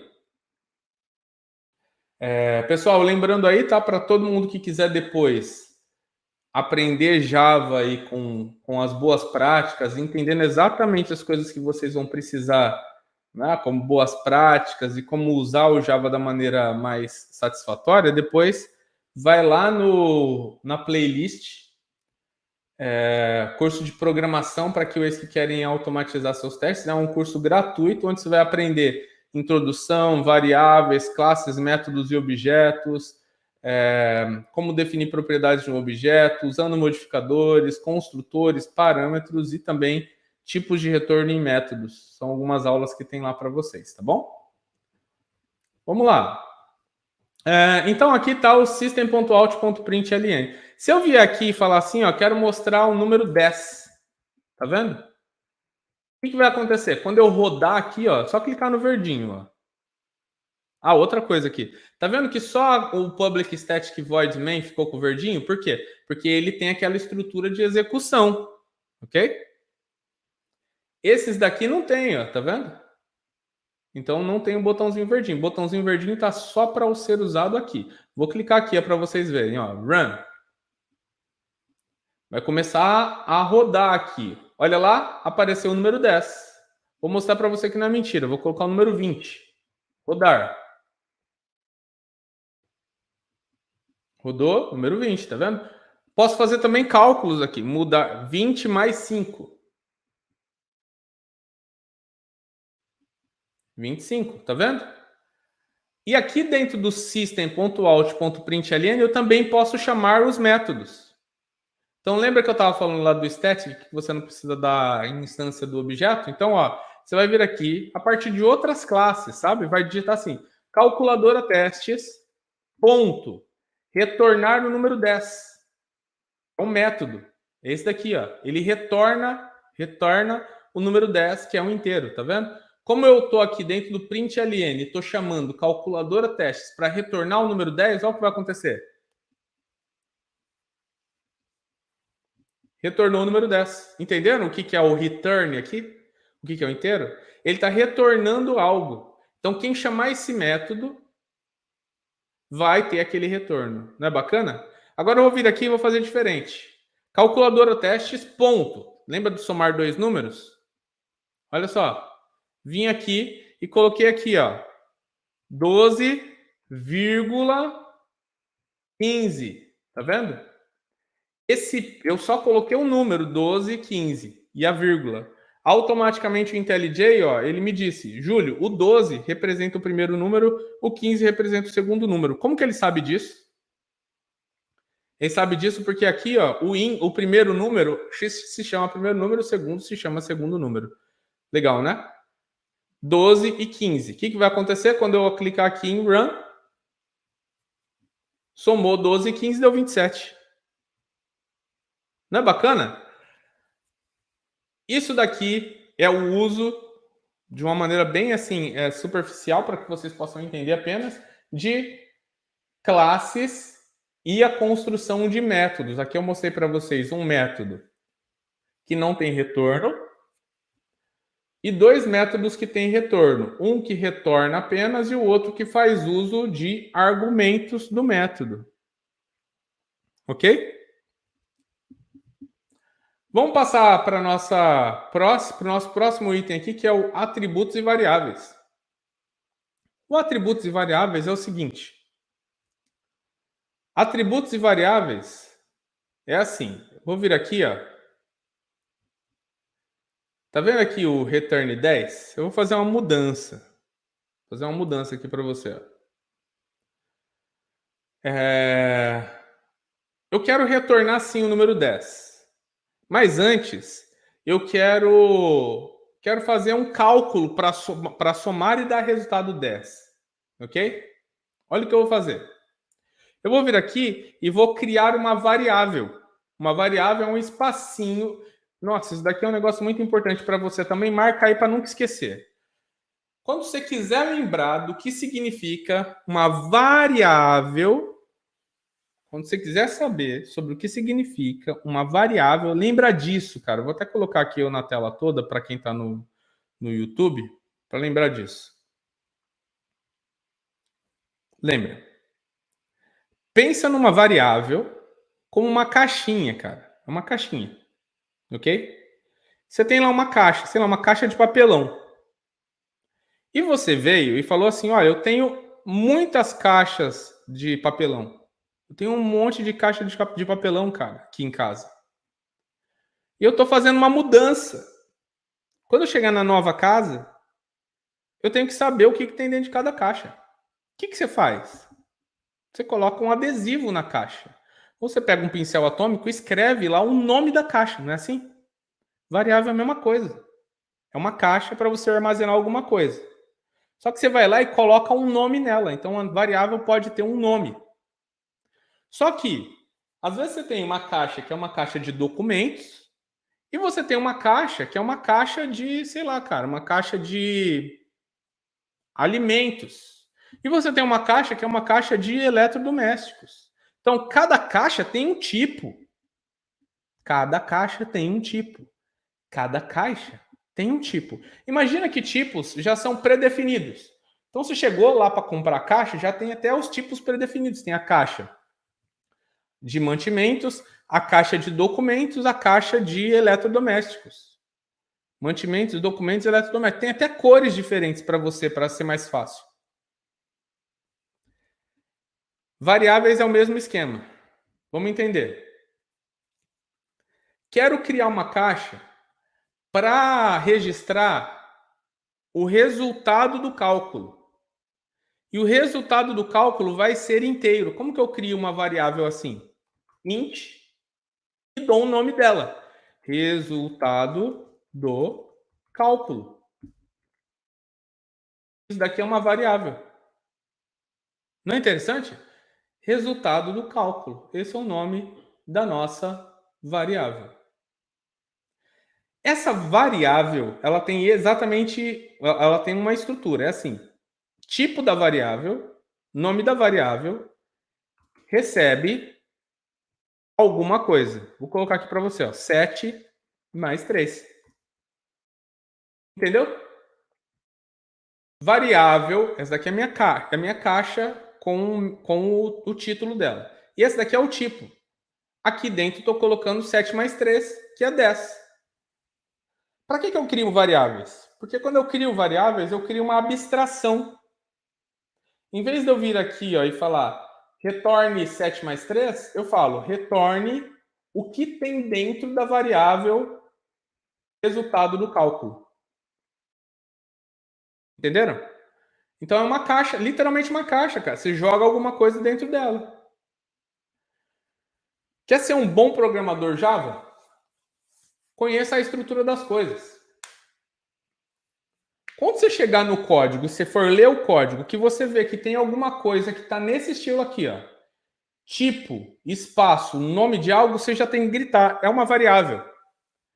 O bom mesmo, seria assim se o Java aqui de algum jeito escrevesse aqui embaixo para você. Isso é uma variável. Seria lindo, não seria? Mas não tem. Então você tem que decorar. Você tem que olhar para o negócio, bater o olho e falar, isso é uma variável. Bater o olho e falar, isso é um método. Bater o olho e falar, isso é uma classe. Sacou? É assim que você faz. Bate o olho e fala, é isso. Isso se chama aprender a leitura do código. Aí o que acontece? Criou a variável, usou a variável. Ok? Eu poderia falar assim, ó, resultado do cálculo mais 5. Pode isso também. Por quê? Porque resultado do cálculo é um inteiro. Então você tem que olhar para isso daqui e imaginar que isso daqui fosse um número. Então, se isso daqui é um número, eu posso somar com outro número. Eu posso multiplicar por outro número. Eu posso dividir por outro número. Entende? Eu posso fazer várias coisas aqui, cara. Eu posso subtrair de outro número. Por quê? Porque é um número. Porque é inteiro. Entendeu? Então você tem isso em Java. Agora, tem uma coisa que você precisa saber sobre variáveis, que é o seguinte. A variável, ela é criada dentro do escopo de um método. Então, tá vendo essa variável aqui? Resultado do cálculo?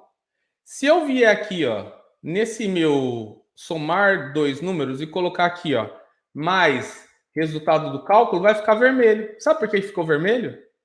Por quê? Porque a variável resultado do cálculo, ela foi criada dentro do abrir e fechar chaves do retornar número 10. Então não existe retornar cálculo dentro do somar dois números. Olha só o que o Java fala sobre isso. Ó. Quando você clica aqui, aparece uma janelinha vermelha aqui, tá vendo? Uma lâmpada vermelha. E ele fala outra coisa aqui para você. Ó. Só de você clicar aqui, ele fala para você. Olha lá. Ó. Não entendi o que é resultado do cálculo. Ele está dizendo assim, não pude resolver o símbolo resultado do cálculo. Para alguém que está aprendendo Java, isso é tortura, cara.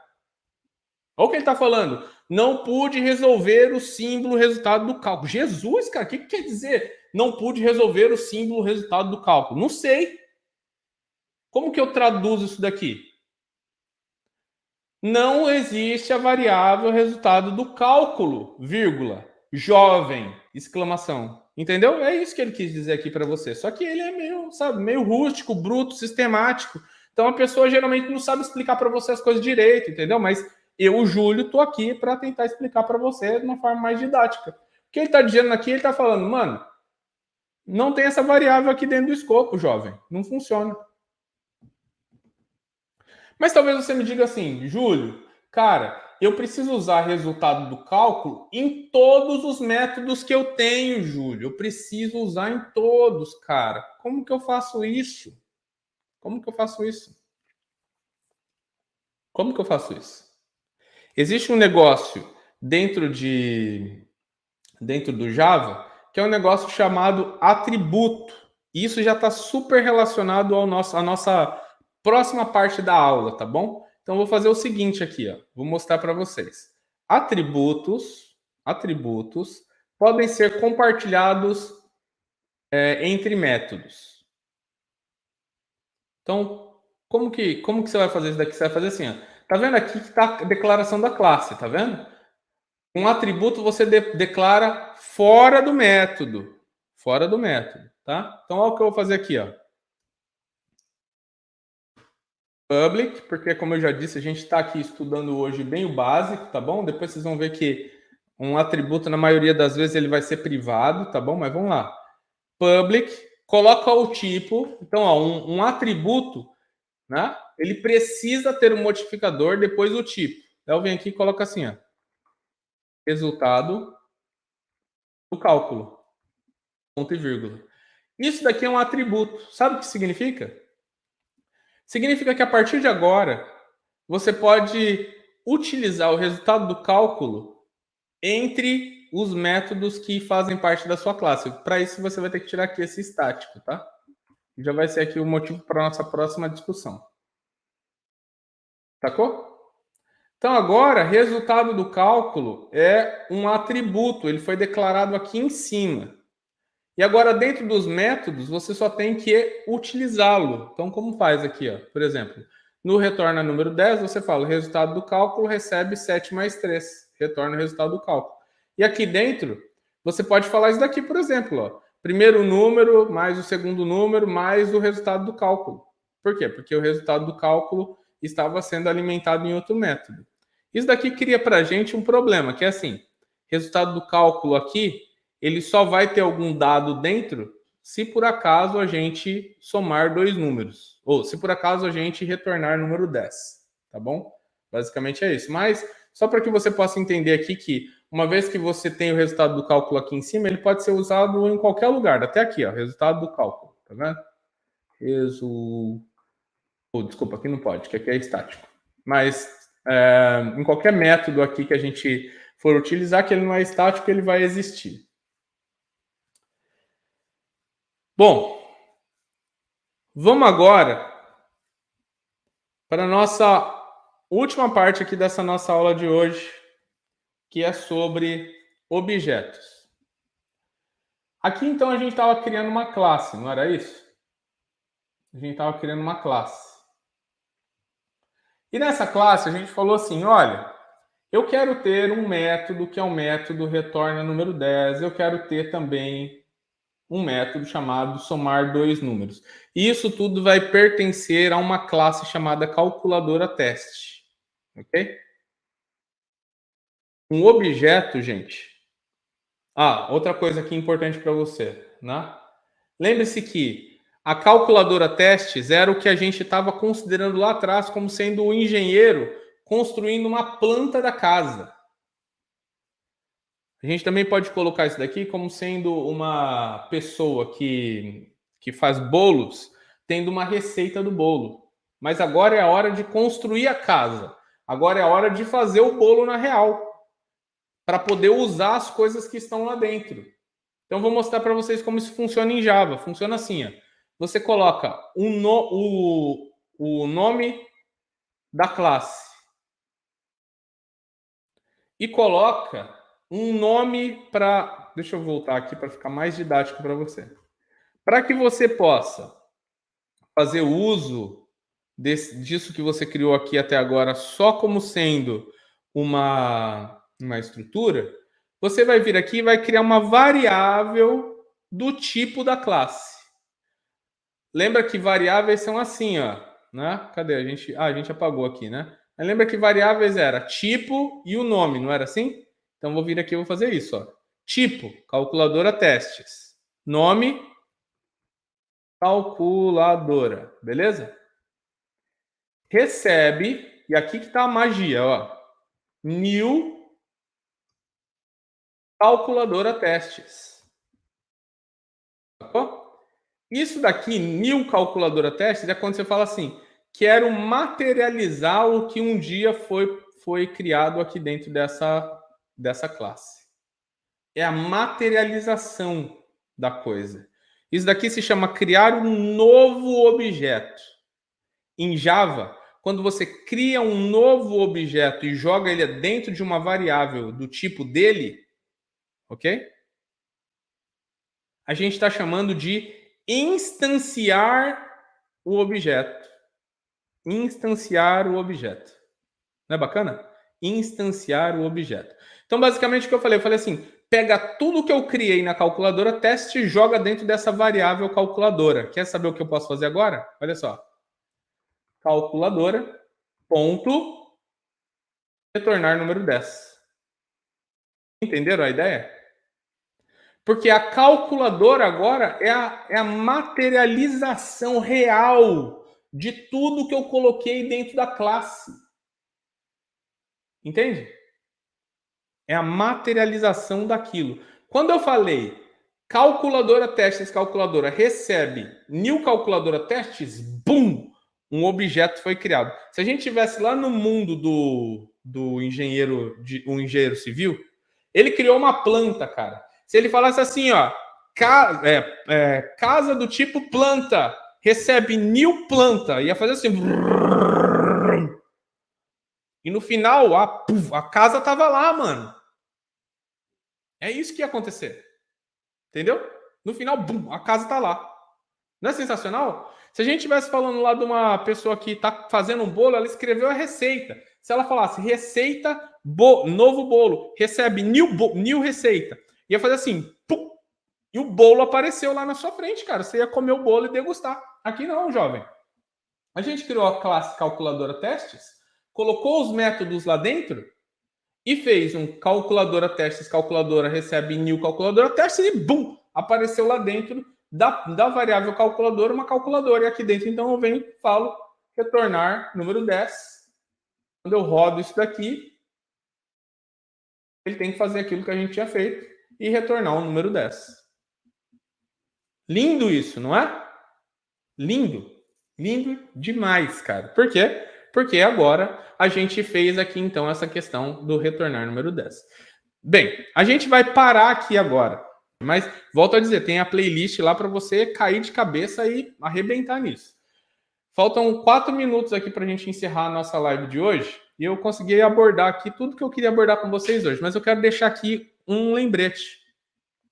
Uma classe pode ter quantos métodos você quiser.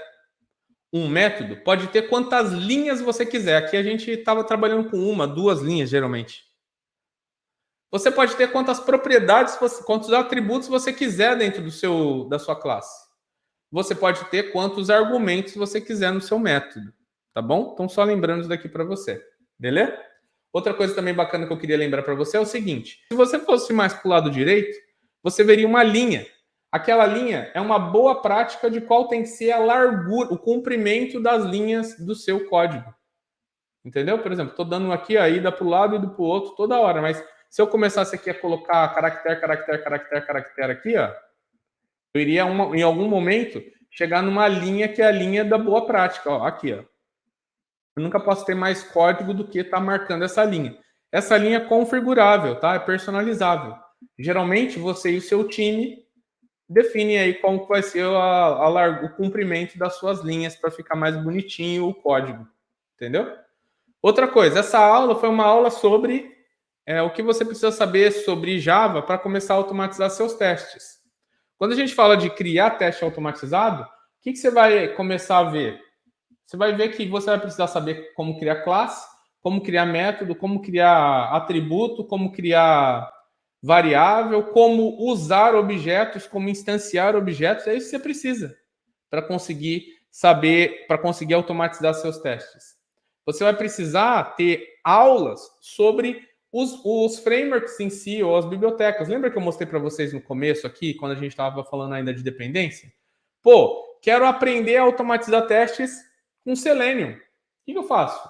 Vou lá no canal do Júlio, digito Selenium, vai ter uma aula de Selenium. Quero aprender a automatizar testes com REST Assure. Vou lá no canal do Júlio, REST Assure, vai ter uma aula lá de como fazer isso. Aí você vai aprender coisas que estão além das coisas que a gente aprendeu aqui hoje. Porque o que você aprendeu hoje foi o que você precisa conhecer para começar a automatizar seus testes em Java. Sacou? Então a gente cobriu aqui tudo aquilo que precisava ser coberto quanto a essa perspectiva. Ok? Resumão da aula. Baseie seus estudos nas necessidades do mercado para ter mais oportunidades. Segundo, comece aprendendo o básico das linguagens mais requeridas pelo mercado. O que eu mostrei para vocês hoje foi o básico que você precisa saber para começar a automatizar usando Java. O básico isso inclui estrutura de projeto, gerenciadores de dependência, classes, métodos, atributos, variáveis e objetos. Ok? Não esqueçam de me seguir aí no YouTube através do clique no botão inscreva-se. Para quem está no Instagram, clica lá no botão seguir. Deixa seu like aí na aula de hoje, comente, compartilhe com seus amigos também, aqueles amigos que precisam saber mais sobre Java para automatizar testes. E na nossa próxima aula a gente vai falar sobre o que faz um analista de QA sênior. Vai ser uma aula sensacional e eu espero cada um de vocês lá, tá bom? E eu desejo a todos vocês que todos vocês tenham muito, mas muito sucesso em suas carreiras. Tchau, tchau, muito sucesso para vocês. Valeu!